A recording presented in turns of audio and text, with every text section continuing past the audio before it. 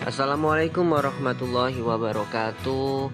Kembali lagi di materi TIK bersama Pak Sugeng.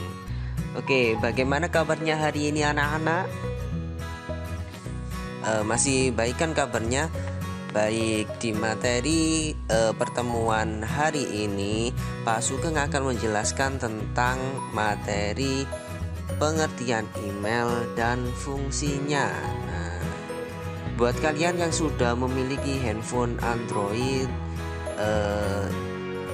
pasti di dalamnya sudah ada email yang terhubung di handphone tersebut. Nah, pada materi ini kita akan belajar apa saja sih fungsi dari email tersebut. Oke, sudah siap untuk materinya? Kita mulai materinya berikut ini. Nah, sebelum kita melangkah lebih jauh, kita pelajari terlebih dahulu apa sih yang dimaksud dengan email itu.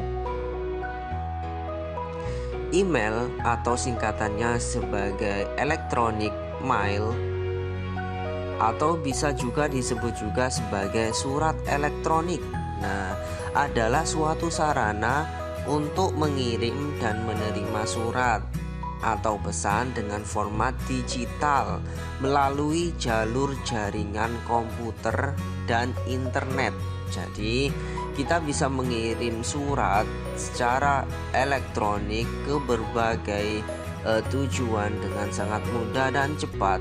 Nah, seperti ini. Email sendiri itu ada beberapa jenisnya ya. Ada 3 di sini. Yang pertama yaitu Popmail.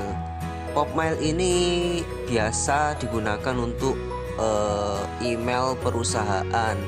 Jadi sifatnya yang di Popmail ini secara internal, yang hanya bisa dibuka dan dibaca dari internet service provider yang digunakan.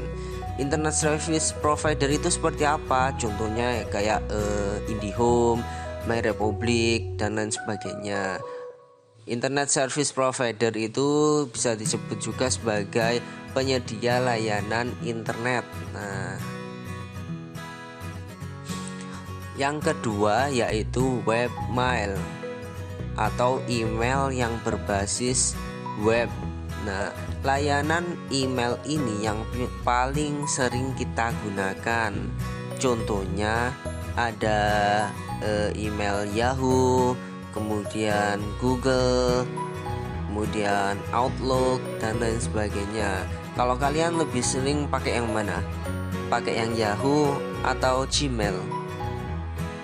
Kalau Pak Sugeng sih seringnya pakai yang Gmail karena lebih mudah untuk diakses dan bisa connect di handphone Android.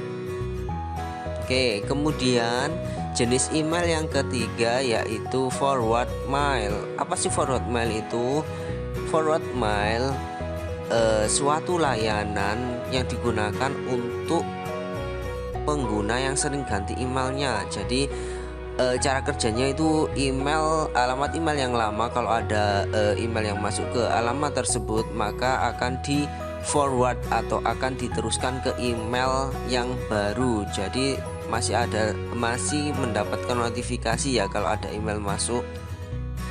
Oke, kita sudah belajar tentang 3 jenis email. Selanjutnya kita akan belajar bagaimana sih cara kerja dari email itu. Nah, di sini misal ada sebuah komputer pengirim. Nah, misal ini komputer kalian mau ngirim ke joko@gmail.com. Nah, di sini kita ketik, "Halo Joko, apa kabar di sana?" Nah, kalau sudah kita enter. Kalau sudah di enter, maka email tersebut akan dikirim ke email server pengirimnya. Kalau sudah dari server, dia akan diteruskan ke alamat email penerima. Nah, kalau mail server penerima sudah masuk emailnya, diteruskan ke komputer penerima atau email yang dituju. Nah, di sini pemilik email tersebut sudah bisa untuk menerima email dan membaca apa ya sih yang sudah dikirim oleh kalian. Isi emailnya itu apa? Nah, di sini sudah muncul. Nah, dan proses pengiriman ini bisa berlangsung sangat cepat, bisa hanya beberapa detik saja ya. Dari email pengirim ke email penerima durasinya cuma beberapa detik saja, jadi sangat cepat untuk kerjanya. Nah, kemudian kita akan belajar tentang fungsi email. Nah, fungsi yang pertama yaitu fungsi utamanya ya, untuk mengirim dan menerima pesan. Kalau dulu kita biasa mengirim dan menerima pesan itu lewat surat biasa yang dikirim lewat pos ya. Nah, kalau zaman sekarang kita sudah bisa mengirim pesan secara elektronik melalui email. Jadi lebih mudah dan lebih cepat untuk mendapatkan email atau surat atau pesannya. Yang kedua, kita bisa mengirim dan menerima file. Jadi ketika kita mengirim pesan melalui email, bukan hanya tulisan saja, tapi juga bisa berupa gambar, kemudian audio ataupun file lainnya. Jadi lebih lengkap ya. Tapi untuk di Google atau Gmail dibatasi cuma 25 MB. Kalau lebih dari itu kita harus nguploadnya di Google Drive terlebih dahulu, baru bisa dikirim melalui Gmail. Oke, kemudian fungsi email yang ketiga yaitu untuk mendaftar di berbagai situs. Nah, ini biasa kita gunakan ya, misal untuk daftar ke Facebook. Nah, di Facebook kan kita butuh email ya untuk registrasi pertama. Kemudian buat daftar apa lagi ya, Twitter. Kemudian daftar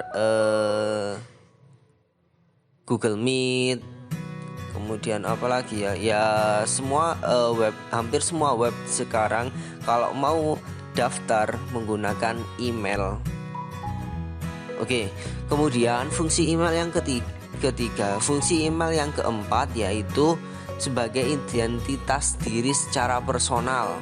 Identitas diri secara personal ini maksudnya ketika kita menggunakan untuk mendaftar suatu website. Nah, biasanya kita dibutuhkan email ini ya. Email ini sebagai identitas kita, namanya siapa, kemudian emailnya apa, nomor telepon. Ini akan digunakan sebagai identitas personal atau identitas pribadi kita. Oke, sudah mengerti untuk materi hari ini anak-anak? Baik, Pak Sugeng akan memberikan beberapa soal agar kalian semakin paham. Soal, kita mulai. Soal yang pertama, jelaskan apa yang dimaksud dengan email. Kemudian yang kedua, mengapa sih kita butuh email? Dan soal yang terakhir, fungsi email apakah yang paling sering kalian gunakan dan jelaskan alasannya. Oke, jawabannya silahkan ditulis di buku catatan TIK, kemudian kirimkan ke WA-nya Pak Sugeng ya. Oke, tugasnya ditunggu sampai hari Minggu besok. Sekian materi TIK untuk hari ini. Sampai jumpa di minggu depan dan wassalamualaikum warahmatullahi wabarakatuh.